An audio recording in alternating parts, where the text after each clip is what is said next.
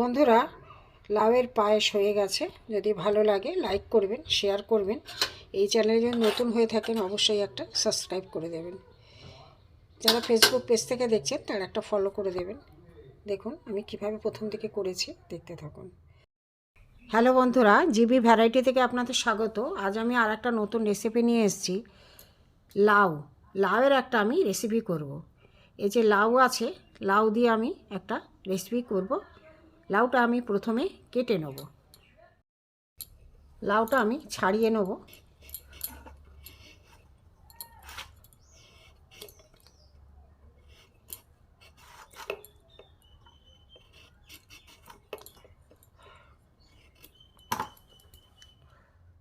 দু টুকরো লাউ আমি দেখুন ছাড়িয়ে নিয়েছি, পুরো এরকম ছাড়িয়ে নিয়েছি আমি। লাউটা আমি গ্রেটার দিয়ে আমি কুড়িয়ে নেব, গ্রেট করে নেব।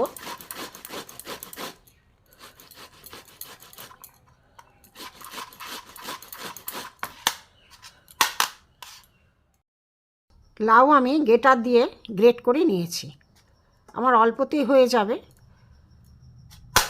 গ্রেটার দিয়ে আমি গ্রেট করে নিয়েছি, তারপরে দেখাচ্ছি পরে। হ্যালো বন্ধুরা, জিবি ভ্যারাইটি থেকে আপনাদের স্বাগত। আজ আমি আর একটা নতুন রেসিপি নিয়ে এসেছি।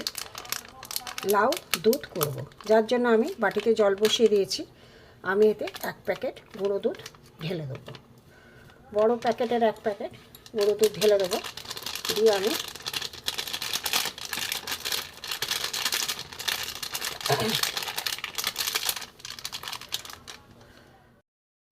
এটা আমি গুলে নেব।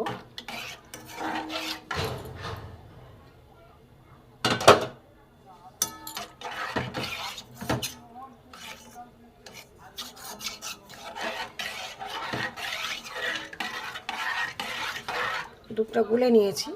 এখানে আমার লাউ গ্রেট করা আছে, লাউটা আমি এতে দিয়ে দেবো। দানা আমি নিইনি,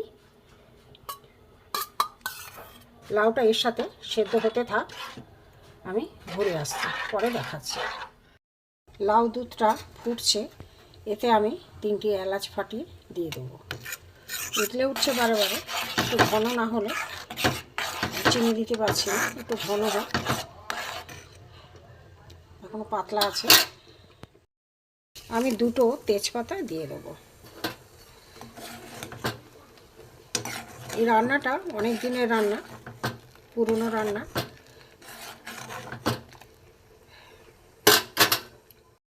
এতে আমি চিনি দিয়ে দিলাম।